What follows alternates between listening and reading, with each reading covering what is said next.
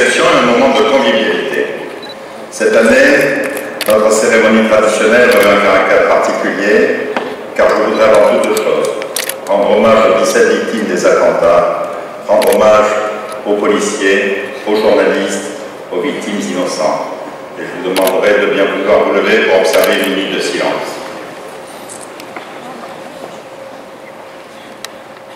Nous avons beaucoup travaillé cette année encore, et vous le savez. Je voudrais brièvement faire le point des principaux dossiers qui font l'objet de l'actualité de notre commune.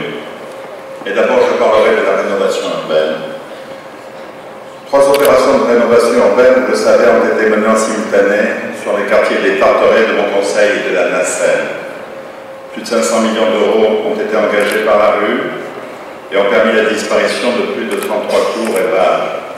Et bien entendu, 20% revenant à la commune, près d'une centaine de millions d'euros ont été investis par la commune. Pour chaque logement vétuste, un autre a été reconstruit. 1760 démolis, 1760 reconstruits. Ce programme de rénovation est quasiment achevé dans sa première phase. Les avenants détaillant les modalités de fin du dispositif sont actuellement en cours de signature. Au Tarteret, quelques opérations sont encore en cours de réalisation, comme la démolition de la tour Matisse et de 87 logements par le logement francilien et la reconstruction de l'école Montagne-l'Église et la rénovation de l'école Picasso. À mon conseil, la place commerciale qui sera dénommée Place des Victoires sera terminée cet été et les procédures nécessaires à la réalisation du futur parc de 20 000 m² sont lancées. La rénovation urbaine se poursuivra dans les prochaines années.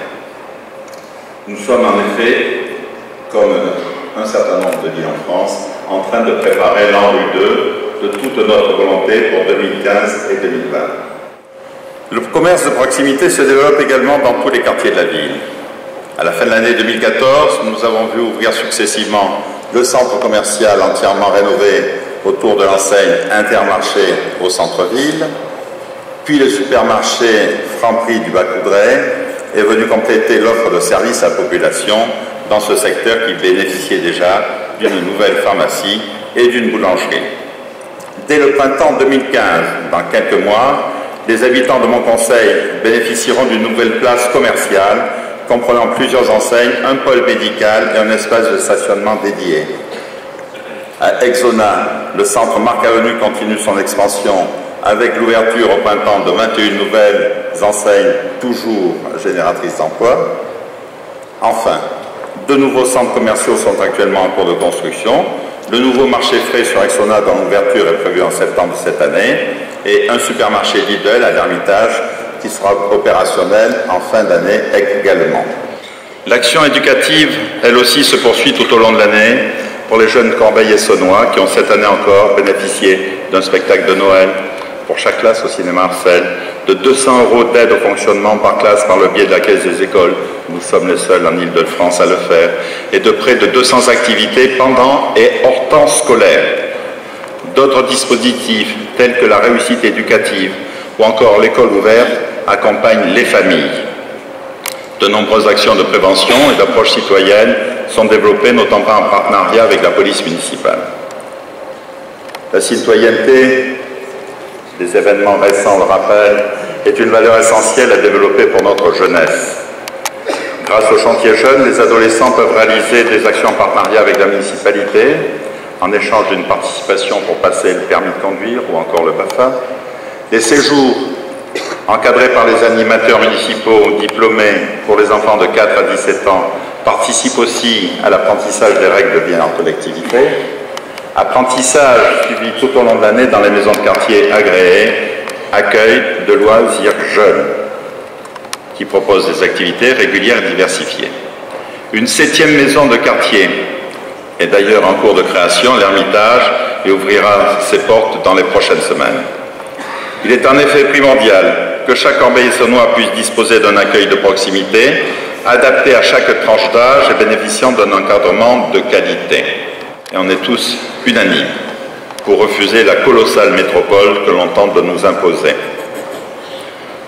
Chacun sait aussi que 85% des maires d'Île-de-France ont refusé le schéma de coopération intercommunale imposé par l'État, 85%. Et pourtant, le schéma continue à se dérouler comme si de rien n'était. Noyer 48 communes en ce qui nous concerne et plus d'un demi-million d'habitants dans une seule entité, une seule agglomération, c'est créer trois drames insupportables. Une augmentation de nos impôts locaux pour payer les dettes de certaines agglomérations fusionnées mal gérées, plus de 500 millions de dettes que nous supporterions, alors que nous n'en avons, nous, dans la communauté d'agglo, que 40. Inadmissible, drame inadmissible, un éloignement des centres de décision, drame irresponsable, la perte des pouvoirs des maires en matière de construction de logements.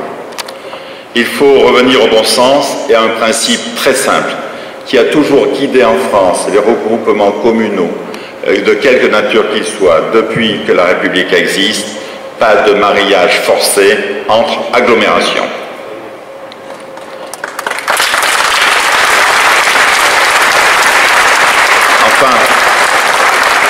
Enfin, je voudrais dire un petit mot en matière de finances locales. Je le dis et je le redis, je n'ai qu'un principe, tant que je serai votre maire, je n'augmenterai jamais les impôts locaux.